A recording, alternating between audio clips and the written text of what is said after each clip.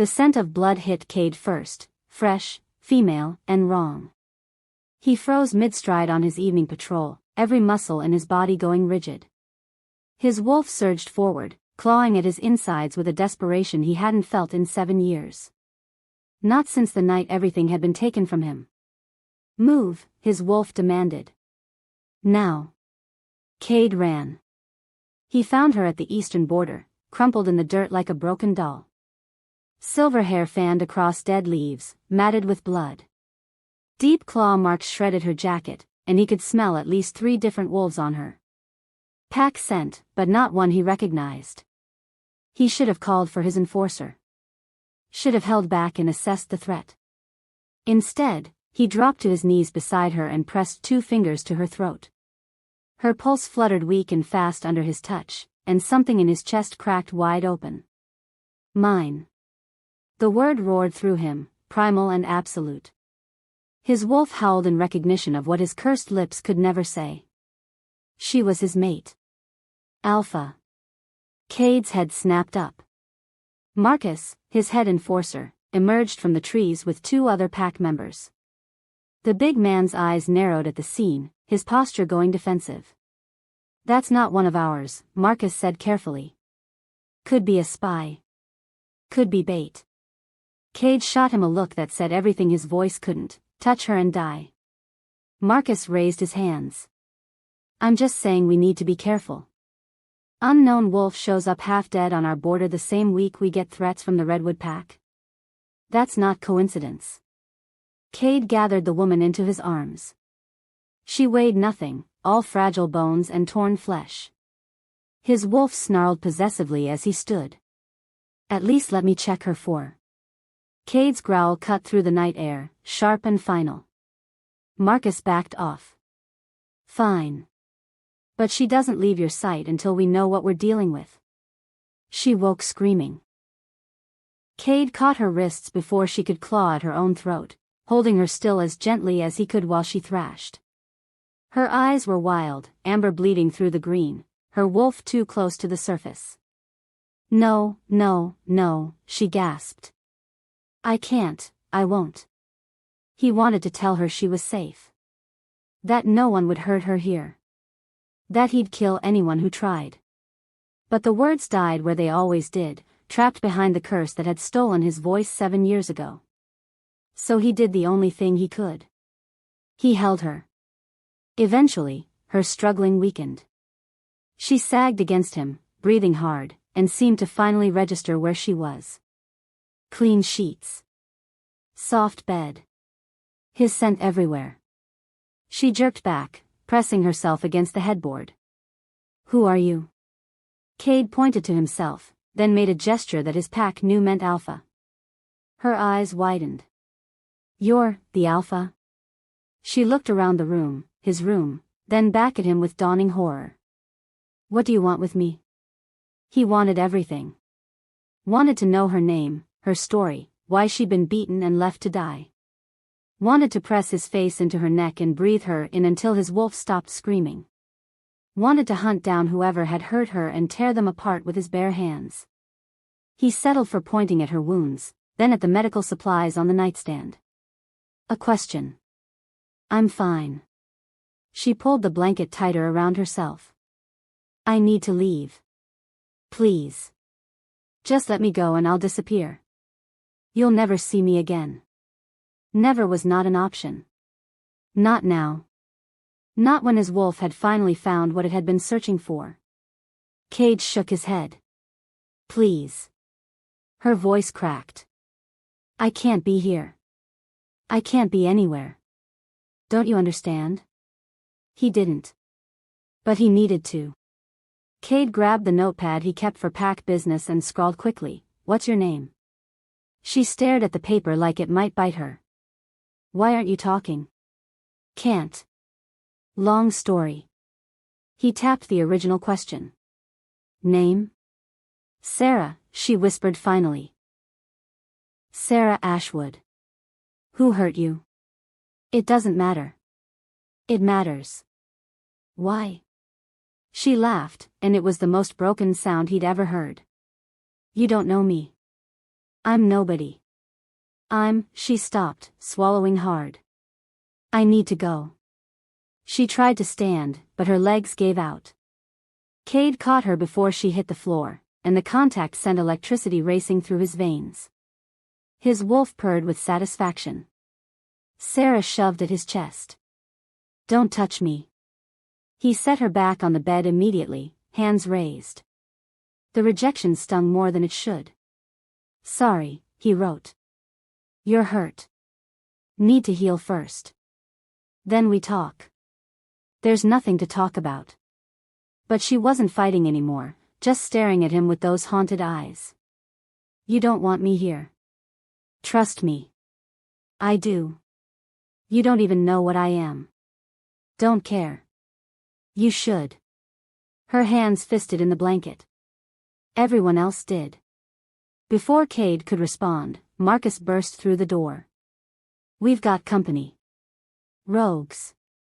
5 of them, coming in fast from the south. Cade was on his feet instantly, already moving, but Marcus's next words stopped him cold. They're asking for her. By name. They found the rogues at the southern ridge, spread out in a loose formation. Cade's pack flanked him, ready for his signal, but something felt off. These wolves weren't here for a territory challenge. They moved with purpose, eyes locked on one target. On Sarah, who stood beside him despite his explicit orders for her to stay inside. There she is, the lead rogue said. He was older, scarred, with eyes that had seen too much violence. Sarah Ashwood. The runaway bride. Sarah's face went white. The Redwood Pack sends their regards, the rogue continued. Alpha Creed wants his property back. I'm not his property, Sarah said quietly. You were promised to him. Vows were spoken. You ran on your wedding night. The rogue smiled, showing too many teeth. That's not how this works, sweetheart. Cade stepped in front of her, a clear message. Over my dead body. The rogue's eyes flicked to him, dismissive. The silent alpha. We heard about you. Cursed and broken. He spat on the ground. Step aside. This doesn't concern your pack. She's under my protection. She's Redwood Pack. Redwood property. And we're taking her home. Cade's wolf snarled inside him, demanding blood. But before he could signal the attack, Sarah stepped around him. Stop. Her voice was eerily calm. No one else needs to die because of me. What are you doing? Cade couldn't grab her, couldn't speak the warning screaming through his head. I'll go with you, Sarah said to the rogues. Just leave them alone. No, Marcus started forward, but Cade's raised hand stopped him. This is what I deserve anyway. Sarah looked at the ground. I should have accepted my fate from the beginning. I'm ready to die. The words hit Cade like a physical blow. Die? Alpha Creed's been merciful, the lead rogue said. He's only going to kill you once. Quick and clean. More than you deserve for the dishonor you brought his pack. Something inside Cade snapped. His wolf exploded forward, ripping through his skin before he could think. The shift was faster than it should have been, violent and absolute. His clothes shredded as fur and muscle replaced flesh, and then he was on the lead rogue, jaws closing around the bastard's throat. The rogue didn't even have time to scream. Cade felt his pack shift behind him, joining the fight, but he barely registered it. There was only blood and rage and the primal need to destroy anything that threatened his mate. He tore through the rogues with savage efficiency, his wolf operating on pure instinct. Mine. She is mine. You will not take her. You will not touch her. You will die. When it was over, Cade stood panting over 5 torn bodies, blood dripping from his muzzle. His pack watched him with wide eyes. Even Marcus looked shaken. Cade shifted back, not bothering to cover himself, and turned to Sarah. She stood frozen, eyes locked on him. Not with fear, with recognition. You're. She took a shaky breath. You're the silent alpha. The one from the stories. The alpha who slaughtered the witch coven that destroyed his pack. Her voice dropped to a whisper. The stories are true. Cade said nothing. Couldn't say anything. But his eyes said everything his voice couldn't. Yes. And I would do it again. For you, I would burn the whole world down. Sarah stared at him for a long moment. Then, quietly, why? He stepped toward her, slow and careful, and pressed his hand over his heart. Then over hers. Because you're mine. And I protect what's mine. I'm a dead woman walking, she whispered. The Redwood Pack won't stop. Alpha Creed won't stop. You just signed your pack's death warrant by protecting me. Cade smiled then, a dark, dangerous expression that had nothing to do with humanity and everything to do with the wolf that had just tasted blood.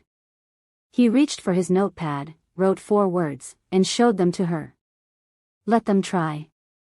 Wanting to see what would happen next, subscribe to this channel to get to listen to more of our upcoming exciting stories. Click on the subscribe button now. Thank you. Chapter 2. 3 days passed before Sarah let anyone touch her wounds. Cade watched from the doorway as the pack healer, an elderly woman named Grace, cleaned the claw marks on Sarah's shoulder. The silver-haired woman sat rigid on his bed, jaw clenched, eyes fixed on the wall. She wore the same guarded expression she'd had since the rogue attack. And that damn bracelet. Silver, delicate, and humming with magic that made Cade's teeth ache. Grace caught his eye and shook her head slightly. The wounds were healing, but slower than they should. Something was wrong. All done, Grace said gently, packing up her supplies. You're lucky. Another inch to the left and they would have hit bone. Sarah said nothing. Grace patted her hand and left, pausing to whisper to Cade on her way out. She's not eating enough. Not sleeping. Whatever she's running from, it's eating her alive. Cade knew. He'd heard her nightmares every night, felt the terror rolling off her in waves. But every time he tried to comfort her, she pulled away. After Grace left, he entered the room and set a tray of food on the nightstand. Sarah glanced at it, then away. You need to eat, he wrote on his ever-present notepad. I'm not hungry. You didn't eat yesterday either. I'm fine. You're not. She finally looked at him, and the exhaustion in her eyes nearly broke him. Why do you care? I'm nothing to you. Just another stray you took pity on. Cade stared at her, then wrote slowly, deliberately, You're not a stray. You're my mate. The words hung between them like a confession. Sarah's laugh was bitter. You can't possibly know that. We've barely spoken. You know nothing about me. My wolf knows. That's enough. Well, my wolf disagrees. The words hit harder than any physical blow. Cade felt his wolf howl in anguish, the rejection cutting deep. But he kept his face neutral, kept his pain locked down where she couldn't see it. The bracelet, he wrote. It's blocking the bond. Take it off. Sarah's hand flew to the silver cuff protectively. No. Why? Because I need it. For what?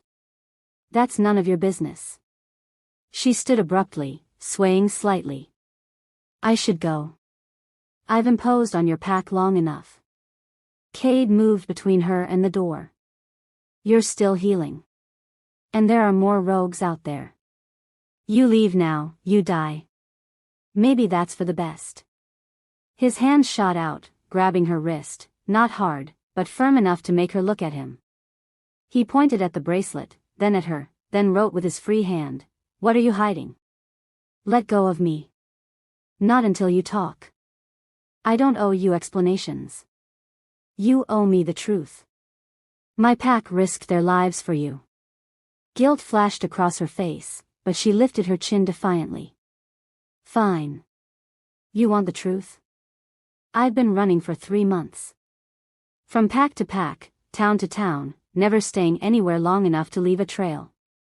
I sleep in the woods, steal food when I have to, and pray every night that they don't find me. Her voice cracked. Is that what you wanted to hear? That I'm pathetic? Broken? Not worth saving? Cade released her wrist and wrote, "Who's chasing you?" Does it matter? Yes. Alpha Dominic Ashford. Redwood Pack. She wrapped her arms around herself. He's powerful, connected, and he won't stop until he has what he wants. You. Not me. What I am. She touched the bracelet again. This keeps me hidden. Keeps my sense suppressed so they can't track me. Without it, they'd find me in hours. What are you? Sarah met his eyes, and for the first time, he saw real fear there. Promise me something first. When I tell you, you'll let me leave. No arguments, no wolf heroics. You'll let me walk away. No. Then I'm not telling you anything. They stared at each other in a silent battle of wills. Finally, Cade wrote, I can protect you. But only if I know what I'm protecting you from. You can't protect me from this. No one can. Try me. Sarah was saved from answering by a sharp knock on the door. Marcus entered without waiting for permission, his expression thunderous. We need to talk. Now. He jerked his chin at Sarah. Privately. Cade shook his head. Alpha, I'm asking as your beta and your friend. We need to discuss this situation before it gets worse. What situation? The one where we're harboring a fugitive who brought rogues to our doorstep. The one where half the pack is questioning your judgment. The one where we have no idea who or what she is, but you're willing to start a war over her. Sarah flinched. He's right. I should go. No, Marcus said sharply. You should explain yourself. Who you are, why Alpha Ashford wants you dead, and what the hell that bracelet is for. The pack deserves answers. Marcus. Enough. No, it's not enough. You're the Alpha, but you're not thinking clearly. Your wolf recognizes her as a mate, fine. But she's not acting like one. She won't shift, won't share pack bonds, won't even let us catch her real scent. He turned to Sarah. What are you hiding? Nothing that concerns you. Everything about you concerns us. You brought danger to our territory. I didn't ask for your help. But you took it anyway. So now you owe us the truth. Sarah's hands clenched into fists. You want the truth? Fine. The truth is I'm cursed. Anyone who helps me dies. Every pack I've stayed with, every person who showed me kindness, they all ended up dead. So forgive me for trying to protect you by keeping my distance. The room went silent. Marcus recovered first. What kind of curse? The kind that follows bloodlines. She laughed without humor. Congratulations. By saving me, you've all painted targets on your backs. Explain, Cade wrote. But before Sarah could answer, the door burst open again. This time it was Lyra, Cade's younger sister, her face flushed with excitement. Cade, you have to see, oh. She stopped, taking in the tense scene. Sorry, am I interrupting? Yes. It's important. There's something in the East Woods. Strange magic, like nothing I've felt before. I think, she paused, sniffing the air. Her eyes went wide. Wait. Why does it smell like? She crossed to Sarah in 3 quick strides, getting close enough to make the other woman back up. Lyra, Marcus warned. But Lyra ignored him, her eyes locked on Sarah. Your bracelet. It's suppression magic. Really strong suppression magic. She tilted her head. Why would you need, unless? Her hand shot out, fingers grazing Sarah's wrist. The bracelet flared with light. For just a second, Sarah's true scent flooded the room, moonlight and snow and something ancient and powerful that made Cade's wolf drop to its belly in instinctive submission. Lyra stumbled back, gasping. Holy shit. You're a white wolf. The words hung in the air like a death sentence. Marcus went pale. That's impossible. The white wolf bloodline died out decades ago. I thought so too, Lyra whispered, staring at Sarah with something between awe and terror. But I'd recognize that scent anywhere. It's in all the old pack histories. White wolves were the first. The original shifters. They could. She trailed off, glancing at Cade. They could do things other wolves couldn't. Like what? Marcus demanded. Sarah's voice was hollow. Like break curses. Everything clicked into place. Cade felt the truth settle over him like a physical weight. This wasn't just about a forced mating or pack politics. This was about power. Ancient, terrible power that men like Dominic Ashford would kill for. That's why he wants you, he wrote. That's why everyone wants me. Sarah's hands shook as she touched the bracelet, making sure it was still secure. The White Wolf bloodline carries abilities that other packs would go to war for. Curse breaking is just one of them. We can also force shifts, sense lies, and... She swallowed hard. And we can strip an alpha of their power permanently. Marcus swore.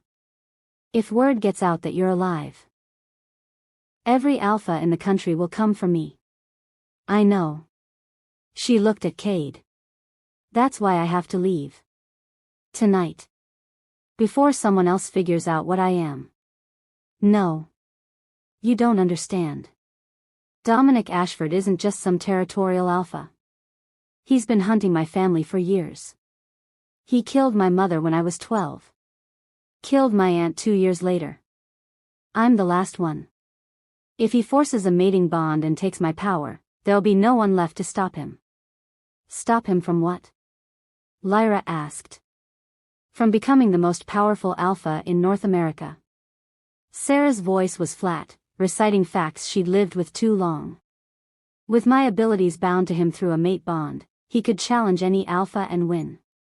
Could break their pack bonds, force their wolves into submission, build an empire. Cade's mind raced.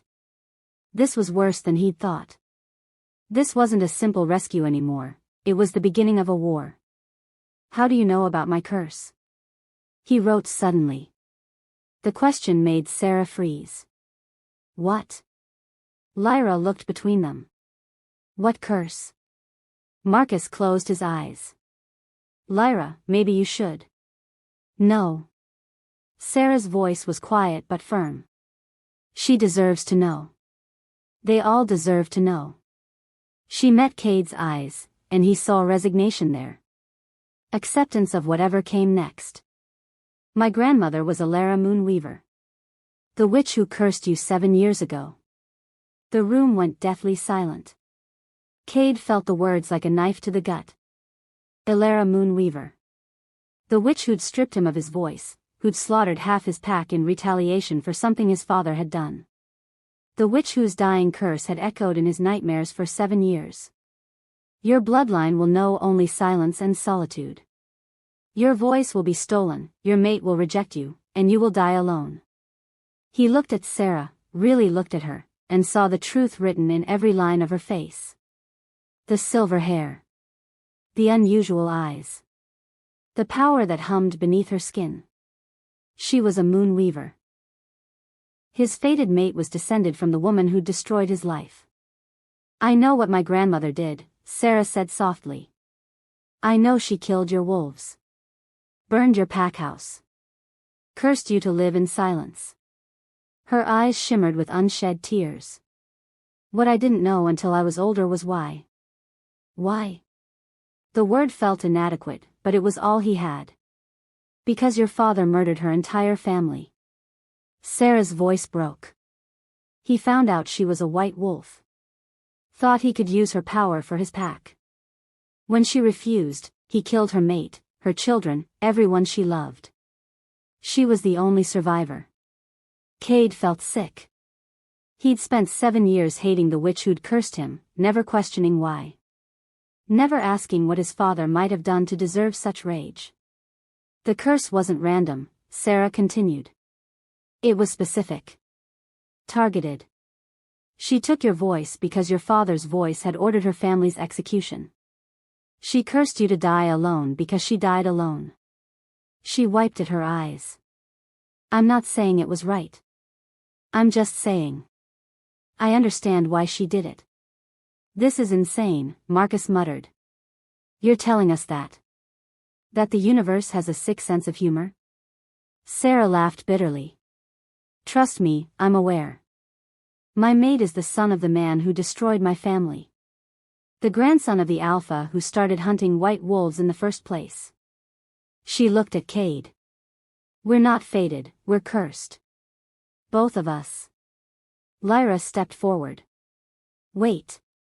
If you're a white wolf, and white wolves can break curses. She looked at her brother. Could she break yours? No, Sarah said immediately. Why not? Cade's hand trembled as he wrote. Because the curse is tied to me. To my bloodline. She closed her eyes.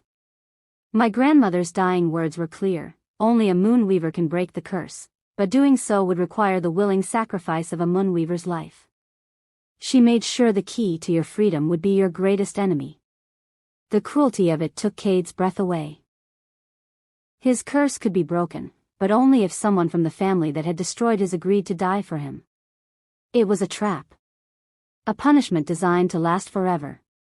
So what you're saying, Marcus said slowly, is that she could save you, but it would kill her. Yes. Absolutely not, Cade wrote furiously. Exactly, Sarah agreed. Which is why I need to leave. Before this mate bond gets any stronger, before you start thinking I'm worth dying for, before, her voice caught. Before I care too much to do what needs to be done. You're not dying for me.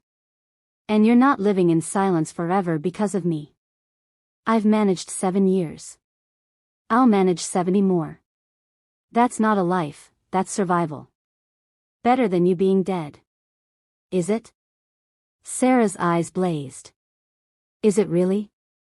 Because from where I'm standing, we're both just walking corpses. You, trapped in silence. Me, running from a fate I can't escape. Maybe we deserve each other. Two broken halves that'll never make a whole. Cade crossed the room in 2 strides and grabbed her shoulders. Not roughly, but firmly enough to make her look at him. He pulled her close, pressed his forehead to hers, and willed her to understand what he couldn't say. You are not broken. You are not cursed. You are mine, and I will find another way. There is no other way, she whispered. Then we make one. A tear slid down her cheek. You can't save me, Cade. He pulled back just enough to look into her eyes, and what she saw there made her breath catch. His eyes had shifted, not quite wolf, but not quite human either. Something fierce and absolute and utterly unbreakable. He picked up his notepad and wrote 4 words. Watch me try. Outside, the sun was setting, painting the sky in shades of blood and gold. And in the woods beyond the pack house, something howled, long and low and hungry. The hunt had begun. If you're still listening to this story up to this point, why don't you subscribe to this channel to continue getting impactful daily stories like this? We would be most grateful if you can do that to help boost this video to reach everyone. Thank you. Chapter 3. The pack meeting was a disaster from the start. Cade stood at the head of the long oak table in the meeting hall, Sarah beside him, and watched his wolves argue about whether she should live or die. She's brought nothing but trouble, said Thomas, one of the senior warriors. First the rogues, now this revelation about her bloodline. How long before every alpha in the territory comes sniffing around? She's a white wolf, someone else said. Do you know what that means? The kind of attention that brings? Not to mention she's descended from the witch who cursed our alpha, another voice added. How do we know this isn't some elaborate revenge plot? Sarah stood rigid beside Cade, her face carefully blank, but he could smell her shame. Her pain. It took everything in him not to shift and rip out the throat of anyone who spoke against her. Grace, the healer, spoke up. She's also his mate. Doesn't that count for something? A mate who won't even accept the bond, Thomas shot back. She wears that bracelet to hide from him. From all of us. What kind of Luna does that? I never claimed to be anyone's Luna, Sarah said quietly. All eyes turned to her. And Thomas is right. I've brought nothing but danger to your pack. Which is why I'm leaving. Tonight. The room erupted in arguments, some agreeing, others protesting, most just confused. Cade slammed his fist on the table hard enough to crack the wood. Silence fell. He pulled out his notepad and wrote in sharp, angry strokes, "Meeting adjourned. Everyone out. Now." The pack filed out slowly, shooting Sarah looks that ranged from suspicious to pitying. Only Marcus remained, lingering by the door. Alpha. Out. Marcus's jaw clenched, but he left, closing the door behind him. The moment they were alone, Sarah turned to Cade. They're right. I should go. He shook his head violently. Look at what I've done to you already. Your pack is divided. You've made enemies of the Redwood pack. And for what? A woman you barely know? A woman whose grandmother destroyed your life? Her voice rose. I'm not worth it, Cade. I'm not worth any of this. You are worth everything. No, I'm not. I'm a curse. A walking death sentence. She pressed her hands to her face. You don't understand. My mother? Dead because she tried to protect me. My aunt? Dead because she hid me from Dominic scouts. My best friend? Dead because she let me stay with her pack for 2 weeks. Her voice broke. Everyone I've ever loved dies because of what I am. Because of what I carry in my blood. Cade crossed to her, but she backed away. Don't. Please don't make this harder than it already is. He kept advancing until she was pressed against the wall, nowhere left to run. Then he took her face in his hands, forcing her to look at him. Listen to me, he mouthed slowly, knowing she'd understand even without sound. I can't. He grabbed his notepad and wrote with shaking hands, My father was a monster. Everything your grandmother said about him was true. He murdered innocents. Hunted your kind like animals. Destroyed families for power. He paused, then continued, the curse was deserved. I know that now. But I am not my father. Sarah's eyes filled with tears. I didn't know what he'd done. I was 18 when he died, and I believed every lie he told about being a good alpha. About protecting the pack. About doing what was necessary. His handwriting grew messier as emotion took over. When the curse hit, when I watched my wolves die, I thought we were victims.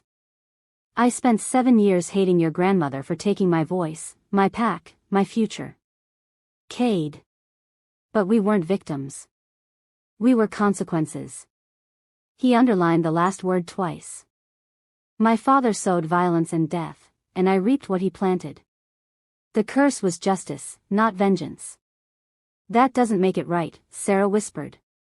You weren't responsible for his crimes. No. But I'm responsible for what I do now. He touched her face gently. And I choose you. Not because of the mate bond. Not because my wolf recognizes you.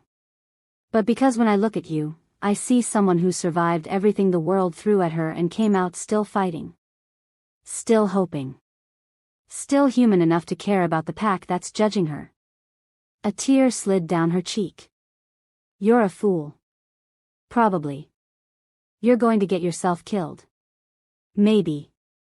I'm not worth dying for. He wrote the next words carefully, making sure every letter was clear. You're worth living for. And that's much harder. Sarah stared at the words, then at him, and something in her expression cracked. I don't know how to do this. How to let someone in. How to trust that you won't end up like everyone else I've loved. We figure it out together. What if I can't? What if I'm too broken? Then we're broken together. She laughed through her tears. You're really not going to let me leave, are you? He shook his head, and this time when he pulled her close, she didn't resist. She melted into him, her face pressed against his chest, and for the first time since she'd arrived, he felt her truly relax. I'm scared, she whispered against his shirt. He kissed the top of her head and wrote with one hand while holding her with the other, me too. They fell into a rhythm over the next 2 days. Sarah still slept in his room. He'd refused to let her stay anywhere else, but now she didn't flinch when he entered. Didn't pull away when he sat beside her. Small progress, but progress nonetheless. On the second morning, she appeared at breakfast with a book tucked under her arm. I have an idea, she said, sliding into the chair across from him. If you're serious about this, about us, then we need to communicate better than just notes. Cade raised an eyebrow. She opened the book, revealing pages of hand diagrams and symbols. Sign language. I learned it years ago, thought it might come in handy someday. She demonstrated a few signs. It's faster than writing, more private than notes, and... She hesitated. And maybe it's something we can share. Just us. Teach me, he wrote. So she did. They started with basics, letters, common words, simple phrases. Sarah was patient, correcting his hand positions gently, showing him again and again until he got it right. And slowly, painstakingly, Cade began to find his voice again. Not with sound, but with movement. With the language of hands and expressions and the space between gestures. Hello, he signed clumsily. Hello, she signed back, smiling for the first time since he'd met her. You're beautiful, he signed. She blushed. That's not one of the words I taught you. I looked ahead. Cheater. But she was still smiling, and something warm unfurled in Cade's chest. They practiced for hours, breaking only when Grace brought food or when Sarah's hands cramped. And in the quiet moments between lessons, Cade found himself watching her, the way she tucked her hair behind her ear when she concentrated, the way her whole face lit up when he got a sign right, the way she unconsciously leaned closer to him as the day wore on. The mate bond hummed between them, stronger now without the constant barrier of her fear. He could feel her emotions like whispers, nervousness, hope, a growing warmth that made his wolf purr with satisfaction. Can I ask you something? Sarah said during dinner that evening. Anything. Do you feel it? The bond? Even with my bracelet on? Yes. Muted, but there. What does it feel like? Cade considered how to explain something so visceral, so fundamental. Finally, he signed, like coming home after years of being lost. Sarah's breath caught. That's how it feels for me too. Even though I'm trying not to let it, even though I know I should keep my walls up. She touched the bracelet. Part of me wants to take this off. Wants to feel everything without filters or barriers. But I'm terrified. Of what? Of how much it'll hurt when I lose you. She said it simply, like it was inevitable. Because I will lose you, Cade. Everyone I love dies. It's not a question of if, it's when. Cade reached across the table and took her hand. You won't lose me. You can't promise that. Watch me. She shook her head, but she didn't pull her hand away. They sat like that for a long moment, connected by touch and the invisible thread that tied their souls together. I'm going to take it off, Sarah said suddenly. The bracelet. Just for a minute. I want to. She swallowed. I want to feel what it's really like. The full bond. No barriers. Cade's heart hammered. Are you sure? No.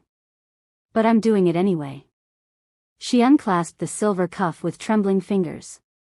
The moment it left her skin, her scent exploded into the room, that intoxicating mix of moonlight and snow and something wild and ancient that made Cade's wolf howl with recognition. And the bond. God, the bond was everything. It slammed into him like a tidal wave, 7 years of loneliness and longing condensed into a single moment of perfect clarity. He felt her fear, her hope, her desperate need to believe in something good. Felt the echo of every loss she'd suffered, every moment of running and hiding and wishing for death. And underneath it all, tentative and fragile but undeniably real, he felt her love. She loved him. Not the mate bond forcing her, not biology or instinct, but genuine, terrifying, real love. For him. The silent alpha who'd taken her in. Who'd fought for her. Who'd chosen her over everything. Sarah, he signed, his hands shaking. I know, she whispered. I feel it too. I feel you. He stood, closing the distance between them, and cupped her face in his hands. She looked up at him with those storm-colored eyes, and he saw his own longing reflected back at him. Cade, she breathed. He kissed her. 7 years of silence, of isolation, of believing he'd die alone.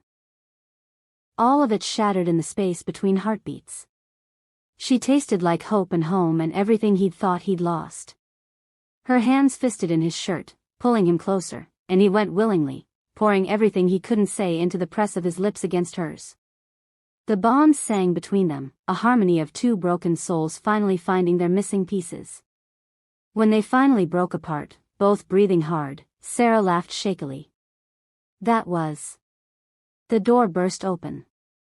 Marcus stood in the doorway, his face pale, his eyes wild. We have a problem. Cade growled, signing sharply, not now. Yes, now. Marcus held up his phone. Alpha Dominic knows she's here. He sent an envoy. Sarah's face went white. How? I've been so careful. That's not the worst part. Marcus couldn't meet Cade's eyes. The envoy is asking for me specifically.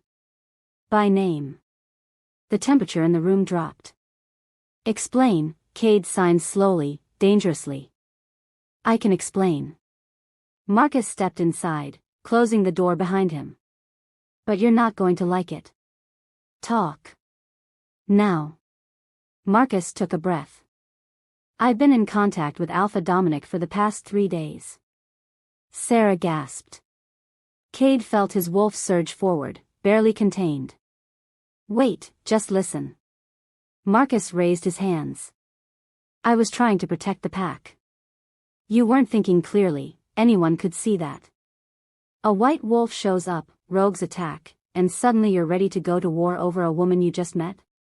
He shook his head. I contacted Dominic to negotiate. To find a peaceful solution that wouldn't get our wolves killed. You betrayed us, Cade signed, his movements sharp and violent. I was trying to save us. Do you have any idea what you've done? Dominic Ashford controls half the packs in this region. He has allies, resources, an army at his command. We have 40 wolves, most of them non-combatants. We can't win this fight. So you sold me out, Sarah said quietly. I tried to negotiate your peaceful return. He promised he'd spare the pack if we cooperated. If you handed me over like property, Sarah finished. Marcus flinched. It's not like that. Then what is it like? She stood, and despite her small frame, she suddenly seemed dangerous. Tell me, Marcus. What exactly did Dominic promise you in exchange for me? Protection. Alliance. A guarantee that no harm would come to Blackthorn Pack. And you believed him. Sarah laughed, and it was the saddest sound Cade had ever heard. You actually believed the alpha who's been hunting me for 3 months, who murdered my family, who wants to steal my power and use it to subjugate other packs. You believed he'd just let your pack go? He gave his word. His word means nothing. Sarah's voice rose. The moment he has me, the moment the mating bond is forced and he can access my abilities, he'll come back for your pack. He'll use my power to break your alpha, to scatter your wolves, to absorb your territory into his. That's what he does. That's what he's always done. Marcus paled. He wouldn't. He killed his own beta when the man questioned his methods, Sarah said flatly. He burned down the pack that harbored me, women and children included. He forced my aunt to watch while he tortured her mate to death, then killed her when she still refused to tell him where I was hiding. Her eyes were cold. So yes, Marcus. He would. How long? Cade signed to Marcus, his movements sharp. How long do we have? Marcus swallowed hard. He's given us until the full moon. 3 days. If we don't surrender Sarah by then, he's bringing his entire pack down on us. He finally met Cade's eyes. I'm sorry. I thought I was doing the right thing. You've killed us, Cade signed. There's still time to fix this. We can still negotiate. Get out. Alpha, please. Out. Marcus left. The silence that followed was suffocating. Sarah stood frozen, her arms wrapped around herself, staring at nothing. Cade could feel her emotions through the bond, terror, resignation, a crushing guilt that threatened to drown them both. He's right, you know, she said eventually. About one thing, at least. You can't win this fight. We'll find a way. There is no way. Dominic has over 200 wolves. You have 40. The math doesn't work. She turned to face him. But there is one solution. One way to end this without your pack getting slaughtered. Cade's blood ran cold because he knew exactly what she was about to say. I turned myself in. No. It's the only option. I said no. Cade, be reasonable. He crossed to her in 2 strides and kissed her again, fierce and desperate and claiming. When he pulled back, he signed with shaking hands, I will not watch you die.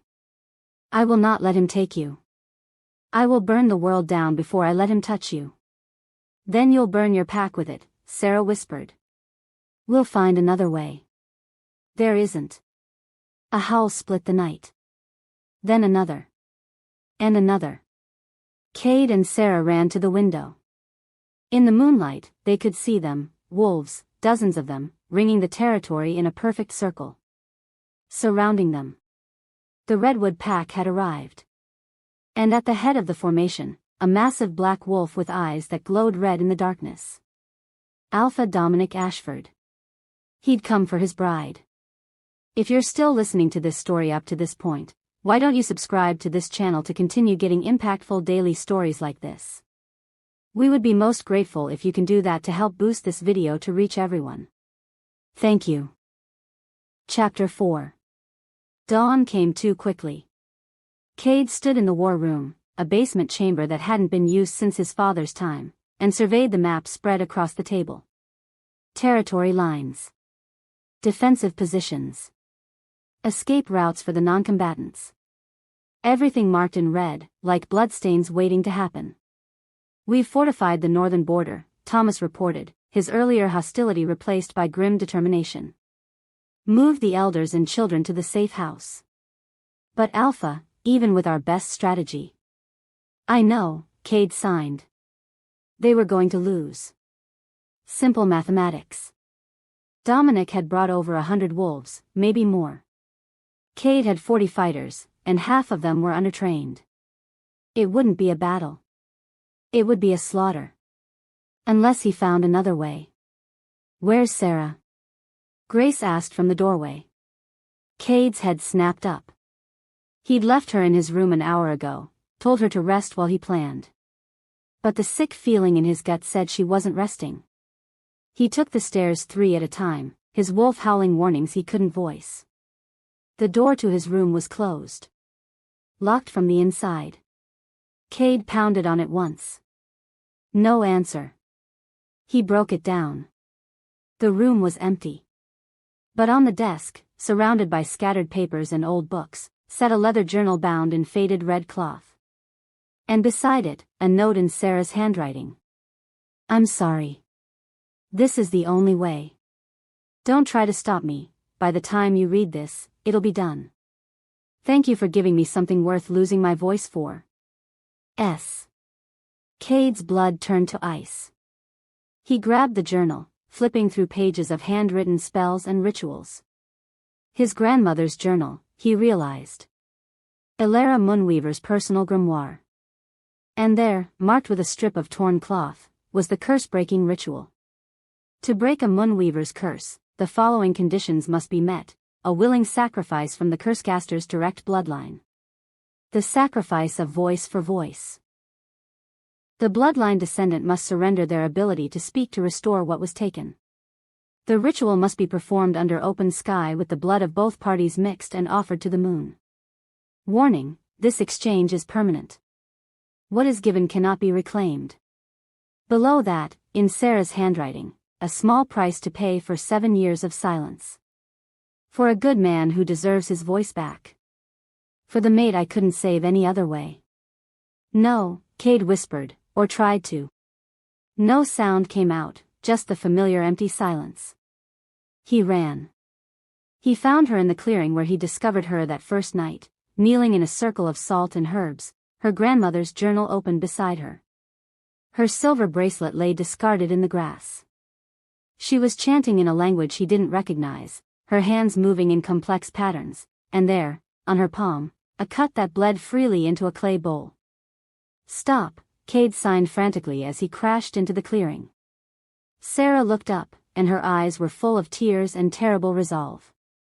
I can't. I'm sorry, I can't. He tried to cross the circle, but an invisible barrier threw him back. Magic. Old magic, the kind that couldn't be broken by force. Listen to me, Sarah said, still maintaining the chant between words. Marcus was right about one thing: you can't win this fight. Not without help. Not without, her voice caught. Not without your voice to command your pack properly. To call for allies. To be the alpha you were meant to be. Not like this. There is no other way. She looked down at the journal. I've read every page. Studied every option. This is the only cure. My voice for yours. I don't want it. But you need it. Your pack needs it. And she laughed through tears. I need to know I did something right. That I saved something instead of destroying it for once. You're not destroying anything, Cade signed desperately. You're my mate. My future. I need you, not my voice. You'll still have me.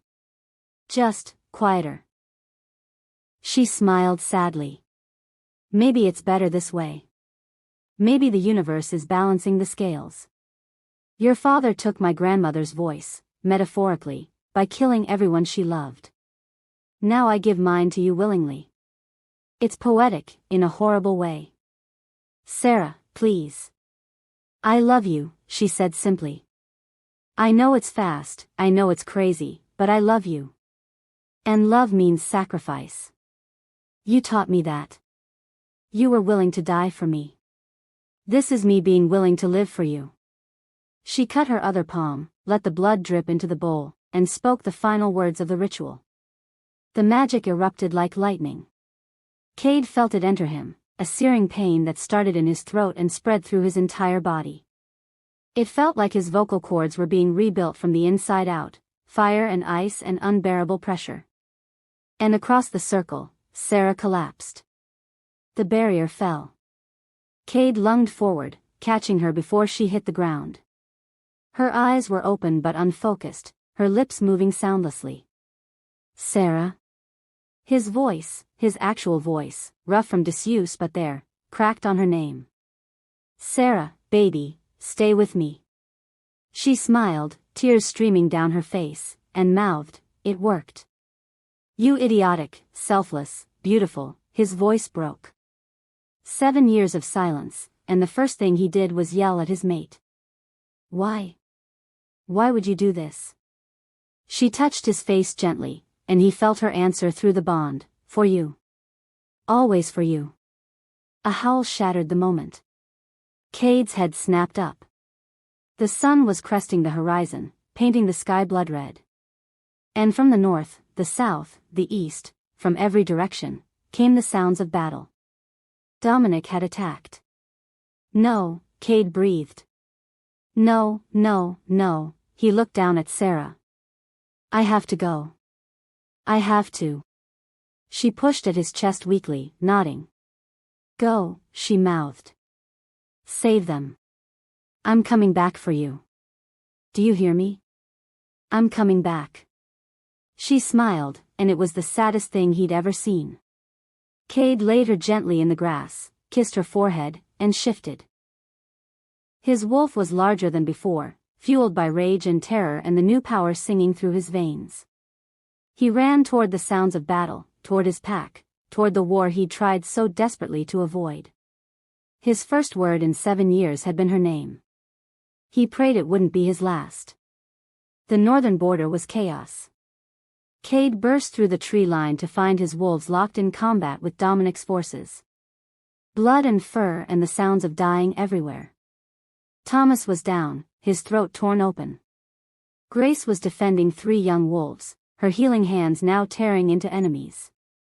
Marcus was fighting on their side, Cade realized with shock. Fighting like a man possessed, trying to make up for his betrayal with every drop of blood he spilled. Cade threw himself into the fray. His first kill was quick, a rogue who'd been about to finish off one of his younger fighters. His second and third were Messier, his wolf unused to having vocal cords, unsure whether to howl or stay silent. Then he saw him. Alpha Dominic Ashford stood at the center of the battlefield in human form, untouched by the carnage around him. He was massive, 6.5 feet of pure muscle, with black hair and those terrible red eyes that marked him as an Alpha Prime. A wolf born with power that transcended normal pack hierarchy. Dominic smiled when he spotted Cade. The silent Alpha. Finally. Cade shifted back to human, not caring about his nakedness, and spoke for the first time to an enemy, leave. Now. Or I'll kill every single one of your wolves. There's the voice. Dominic's smile widened. The white wolf gave it back to you. How sweet. He tilted his head. Where is she, by the way? I expected her to be glued to your side. Cade's wolf snarled inside him. Nowhere you'll ever touch. See, that's where you're wrong. Dominic cracked his knuckles. I'm going to kill you, Blackthorn. I'm going to scatter your pack to the winds. And then I'm going to take what's mine. She's not yours. She was promised to me before she was born. Our packs had an agreement, the last white wolf would be mine. Her mother broke that agreement when she ran. But contracts written in blood don't expire just because one party gets cold feet. Sarah isn't property. Sarah. Dominic tasted the name like wine. Is that what she's calling herself now? I knew her as Seraphina. The white-haired girl who was supposed to make me the most powerful alpha in history. You want her power, Cade said flatly. I want her. Dominic's eyes flashed. The power is just a bonus. Cade lunged. He was fast, fueled by rage and desperation, but Dominic was faster. The Alpha Prime caught him mid-leap and slammed him into the ground hard enough to crack bones. Cade felt ribs break, felt his wolf howl in pain, but he didn't stop. Couldn't stop. He twisted, clawed at Dominic's face, drew blood. The Alpha Prime laughed and threw him 20 feet into a tree. You're strong, Dominic acknowledged, stalking forward. Stronger than I expected.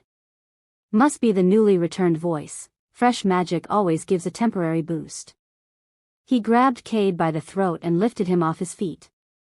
But you're not Prime. You can't beat me. Cade kicked out, caught Dominic in the ribs, but the man barely flinched. His grip tightened, cutting off air, and Cade felt consciousness starting to slip. Then Dominic screamed. He dropped Cade and spun around. There, standing at the edge of the clearing with her hands raised and her eyes glowing pure white, was Sarah. She was using her power. Cade felt it, the pulse of ancient magic that radiated from her like a shockwave. Dominic staggered, his eyes wide with something that might have been fear. Impossible, the Alpha Prime breathed. You can't access that without, he stopped, understanding dawning. You performed the ritual. The curse-breaking ritual. He laughed, and it was a terrible sound. You gave up your voice. Oh, this is perfect. Sarah's mouth moved, but no sound came out. She signed something that Cade recognized, leave him alone. I don't think so. Dominic's smile returned. See, here's something your grandmother probably didn't mention in her journal. The voice transfer ritual? It has a loophole. Cade's blood ran cold.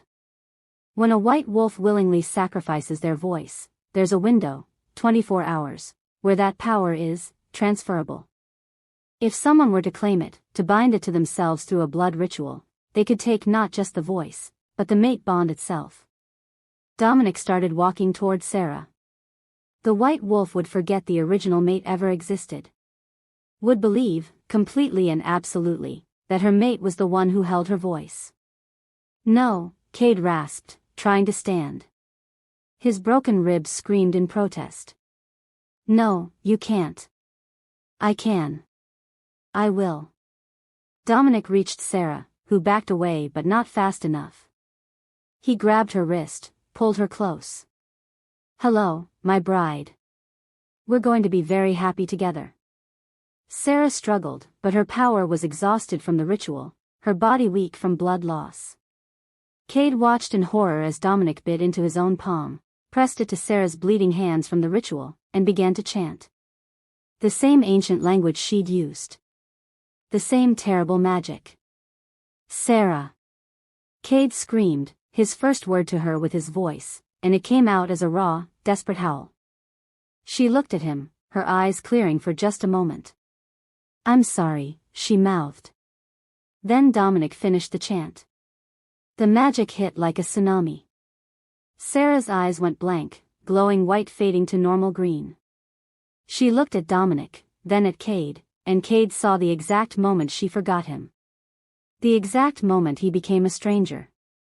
Who, she tried to speak, remembered she couldn't, and signed instead, who is he? Just a rival alpha, Dominic said smoothly, pulling her against his side possessively. No one important. No one you need to remember. Cade felt something inside him shatter. The mate bond, that golden thread that had connected them, didn't break. It was worse than breaking. It was still there, but now it was one-sided. He could feel her, but she couldn't feel him. She looked at him with the polite confusion of a stranger, and it destroyed him more thoroughly than any physical wound. Let's go home, Dominic told Sarah. She nodded, leaning into him like he was her safe harbor. Like Cade was nothing. No. Cade tried to stand, failed. Tried again. Sarah, please. It's me. It's Cade. You know me. You, his voice broke. You love me. She tilted her head, and her expression was pitying. I don't know you, she signed. I'm sorry. Dominic laughed. This is better than I imagined. The great silent alpha, finally able to speak, and he has no one to talk to. He started walking away, Sarah at his side, his wolves falling into formation around them. Cade tried to follow, but his body finally gave out. He collapsed in the dirt, broken and bleeding, and watched the woman he loved walk away without looking back. Around him, his pack was regrouping. They'd won the battle, Dominic had gotten what he came for and called his wolves off, but they'd lost the war. Marcus limped over, his face ashen. Alpha, I'm so sorry. I never thought. Get away from me, Cade whispered. We can go after them. We can. Get away from me. The command hit with physical force, his newly returned alpha voice channeling all his grief and rage. Marcus stumbled back, along with every other wolf in hearing range. Cade was alone in the center of the battlefield, surrounded by his pack but utterly isolated. He'd gotten his voice back. But he'd lost everything that mattered. He'd lost her. And somewhere in the distance, as the sun rose fully over the devastation, Cade heard Dominic's final taunt carried on the wind. Thank you for breaking the curse, Blackthorn. She'll make a beautiful Luna. And in 24 hours, when the ritual is complete, she'll be mine forever. She'll bear my children, strengthen my pack, and never even remember you existed. Cade threw his head back and screamed, a sound of pure anguish that echoed across the territory. His first words in 7 years had been her name. His first scream was her loss. And he had less than 24 hours to get her back before she was gone forever. If you're still listening to this story up to this point, why don't you subscribe to this channel to continue getting impactful daily stories like this? We would be most grateful if you can do that to help boost this video to reach everyone. Thank you. Chapter 5. Cade woke to Grace's hands on his ribs, pain shooting through his body like lightning. Don't move, the healer warned. You have 3 broken ribs, a fractured collarbone, and enough internal bleeding to kill a normal wolf. How long? His voice came out as a rasp, unfamiliar and harsh. Speaking hurt almost as much as breathing.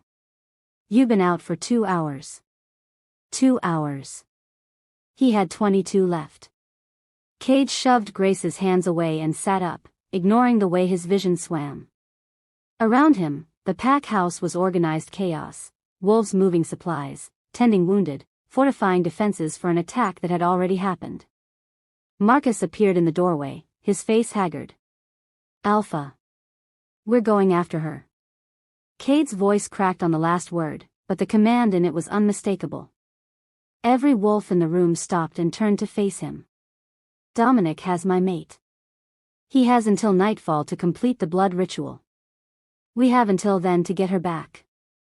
You can barely stand, Thomas protested, his own wounds freshly bandaged. And Dominic's fortress is designed to withstand sieges.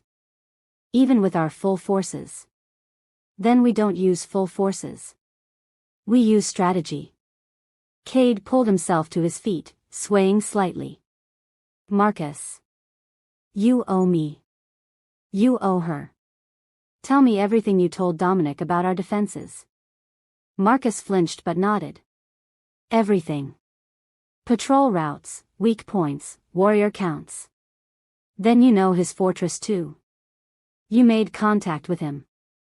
You've been inside. Once. But Alpha, the security. Tell me. For the next hour, Marcus laid out everything he knew about Dominic's stronghold. Guard rotations. Entrance points. The inner sanctum where Alphas conducted blood rituals. Cade absorbed it all, his mind working through strategies even as his body screamed for rest. It's not enough, Thomas said finally. Even with insider knowledge, we'd need an army to breach those walls. Or magic. Magic. Lyra's voice came from the doorway. Cade's sister stepped into the room, her face pale but determined.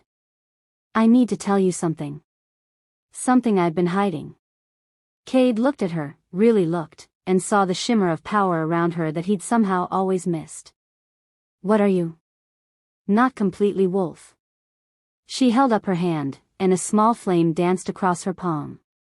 Mom never talked about her family, remember? Always changed the subject when we asked about her life before Dad. She was a witch, Cade breathed. Half-witch. Which makes us quarter-blooded, but enough that the magic manifested in me during puberty. Lyra extinguished the flame. I've been teaching myself in secret. Nothing major, fire manipulation, minor illusions, some shielding spells. But maybe enough to help us get inside. Cade crossed to his sister and pulled her into a fierce hug, ignoring the pain in his ribs. Thank you. Sarah saved you, Lyra whispered against his shoulder. Now we save her. They moved at dusk, a strike team of 10 wolves plus Lyra. The rest of the pack stayed behind to defend their territory and protect the vulnerable. Cade had argued for a smaller team, but Marcus insisted, they'd need numbers if things went sideways. When things went sideways, Cade corrected mentally. This was a suicide mission. They all knew it. But he'd die before he let Dominic keep her. The Redwood Fortress loomed against the dying light, a compound of reinforced buildings surrounded by high walls and patrolled by dozens of guards. Dominic had built his empire on intimidation and power, and it showed in every defensive measure. There. Marcus pointed to a service entrance on the eastern wall. Least guarded. They use it for supply deliveries. Lyra? Cade's voice was getting stronger, but each word still felt like swallowing glass. His sister stepped forward, her hands moving in complex patterns. I can create an illusion, make us look like one of their supply trucks. But it'll only last about 5 minutes once we're inside. After that, we fight. Then we better be quick. Cade looked at his team, wolves who'd followed him into certain death with barely a question. No one dies tonight. We get in, get Sarah, get out. Anyone who wants to retreat won't face punishment. No one moved. For the pack, Thomas said. For our Luna, someone else added. Cade's throat tightened. Sarah had been with them less than a week, but they were willing to die for her. Then let's bring her home. Lyra's illusion held perfectly as they approached the gates. The guards waved them through without a second glance. But the moment they were past the walls, Cade felt it, a pull, sharp and insistent, in his chest. The mate bond. It was different now. Stronger. Before, it had been a whisper, a suggestion. Now it was a shout, a beacon guiding him directly to Sarah. Even though she couldn't feel him, he could feel her. And what he felt made his wolf howl with rage. Pain. Fear. And underneath it all, stubborn, furious defiance. His mate was suffering, and she was fighting back. Hold on, he thought desperately, not knowing if she could hear him. I'm coming. Then, impossibly, he heard her voice in his head, Cade? He stumbled, nearly falling. Sarah? Can you hear me? How? Her mental voice was confused, frightened, but undeniably hers. I don't understand. I don't know you, but I can feel you. And when I try to remember, there's just emptiness where something important should be. The ritual. Dominic stole your memories of me. Each word through the bond felt natural, easier than speaking aloud. But the mate bond is still there. You can't remember me, but your soul does. It hurts. Her mental voice cracked. Something's missing. Someone's missing. And he, Dominic, he keeps saying I'm his, but everything inside me is screaming that it's wrong. Trust that feeling. Trust yourself. Cade broke into a run, following the bond. His team followed without question. Where are you? Underground. Stone walls, iron door. He's preparing the ritual chamber. A pause. Cade. That's your name, isn't it? Why does it make me want to cry? Because I'm your mate. Your real mate. And I'm coming for you. Please hurry. Her voice was small, terrified. The ritual starts at nightfall. He says once it's complete, I won't even remember feeling wrong about this. I won't let that happen. The illusion dropped as they reached the main building. Alarms blared immediately, and redwood wolves poured from every door. Go! Cade roared, his alpha command rolling over his team. Clear a path. They fought like demons. Lyra threw fire at their enemies while Thomas and Marcus flanked Cade, taking down anyone who got too close. Blood and chaos everywhere, but Cade didn't stop. Couldn't stop. The bond pulled him forward like a physical tether. Downstairs. Through corridors. Past more guards who tried and failed to stop them. Finally, he reached an iron door that thrummed with dark magic. Beyond it, he could feel Sarah, could feel her terror spiking as she realized what was about to happen. Stand back, Lyra panted, her clothes singed from her own fire. She pressed her hands to the door and chanted. The metal glowed red, then white, then exploded inward.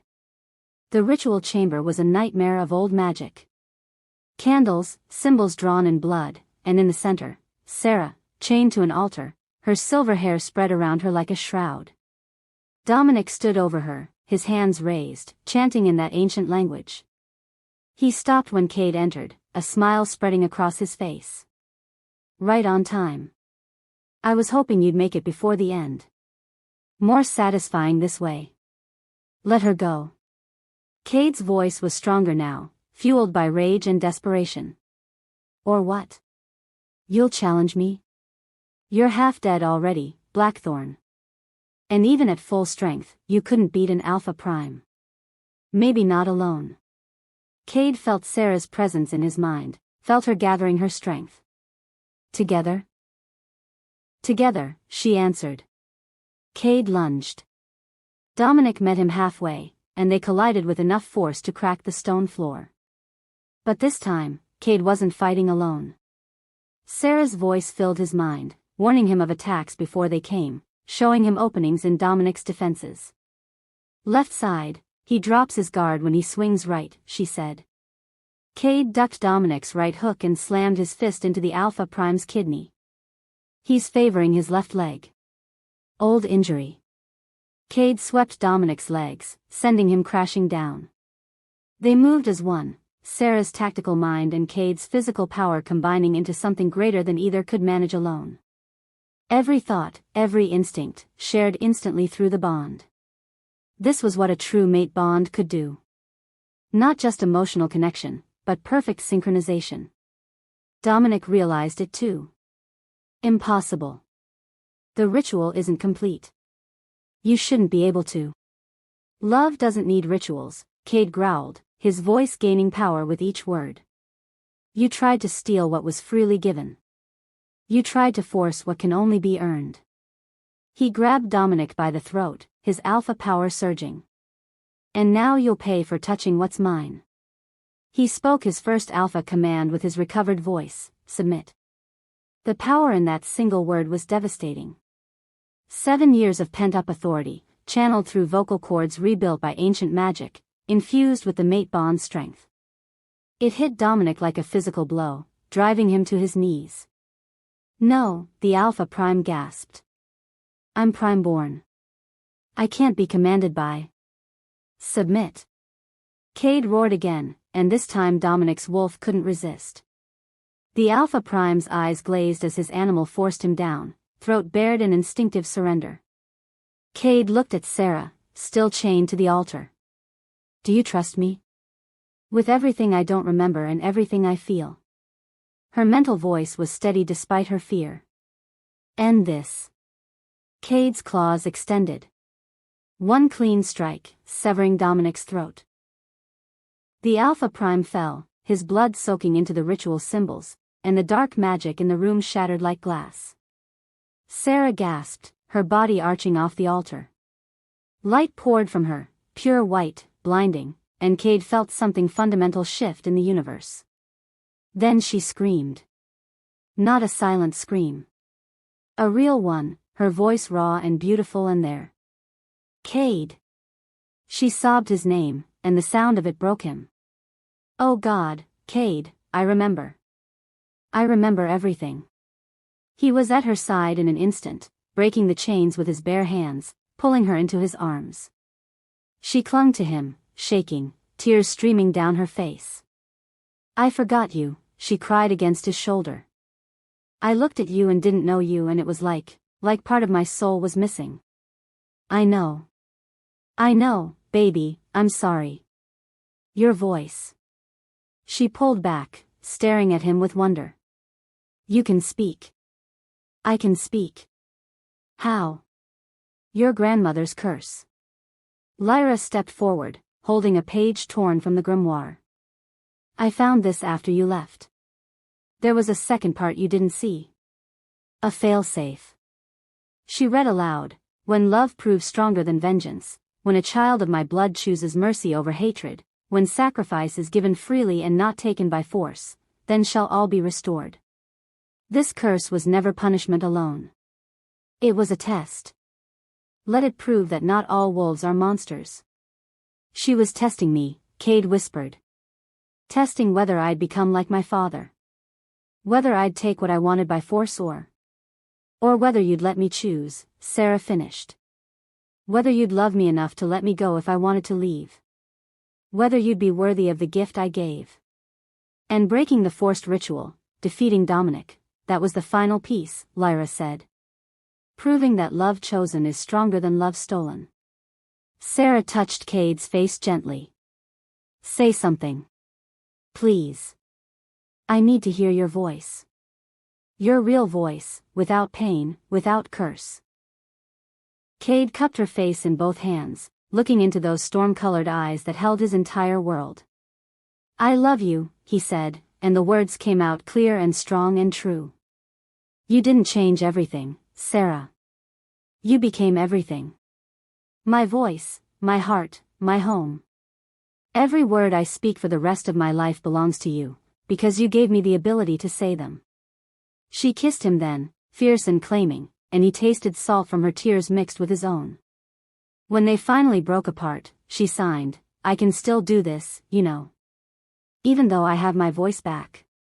He signed back, good. Some conversations are better silent. Like what? He kissed her again by way of answer, and she laughed against his mouth, that beautiful, imperfect, human sound that he'd been so afraid he'd never hear. We should go, Marcus said quietly from the doorway. Before Dominic's pack regroups. Cade nodded, but before they left, he looked around the ritual chamber one last time. At Dominic's body. At the broken chains. At the blood and magic that had tried and failed to tear them apart. It's over, Sarah whispered. No. Cade took her hand, threading their fingers together. It's beginning. Epilogue. 3 months later, the Blackthorn pack had doubled in size. Word had spread about the Alpha who'd broken a 7-year curse and the White Wolf who'd chosen love over power. Wolves from across the territory came seeking sanctuary, and Cade welcomed them all. The pack house had been rebuilt. The border secured. And in the center of it all, Sarah thrived, not as a Luna who commanded through power, but as one who led through compassion. She taught sign language to the young pups. Helped Grace expand the healing ward. Trained with Lyra to understand the magic in her bloodline. And at night, she fell asleep in Cade's arms, safe and loved and home. But peace never lasted forever. The letter arrived on a cool autumn morning, sealed with wax and marked with a symbol Cade hadn't seen in years. 3 interlocking circles representing the Tribunal of the North. To the Alpha of Blackthorn Pack and the White Wolf Seraphina. Your actions have not gone unnoticed. The breaking of a Moonweaver's curse, the defeat of an Alpha Prime, and the resurrection of a bloodline thought extinct, these events have drawn the attention of powers beyond the wolf packs. The magical community requests an audience. There are those who would see you as allies. And those who would see you as threats. Choose wisely how you proceed. You have awakened something that was meant to stay sleeping. We will be watching. Sarah read the letter over Cade's shoulder, her body tense. What does it mean? Cade pulled her close, breathing in her scent, moonlight and snow and home. It means our story isn't over. Are you scared? Terrified. He kissed the top of her head. But also ready. Whatever comes next, we face it together. Together, she agreed, signing the word even as she spoke it, their private language of love that needed no curses or magic to make it powerful. Outside, Lyra was teaching fire magic to interested pack members. Marcus was running patrol with Thomas, their friendship slowly rebuilding. And in the distance, wolves howled, not in threat, but in celebration. The silent Alpha had found his voice. The White Wolf had found her home. And together, they would face whatever came next.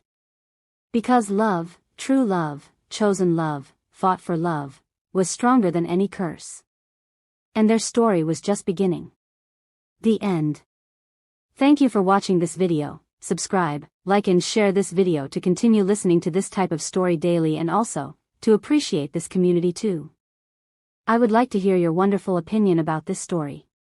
Please comment below.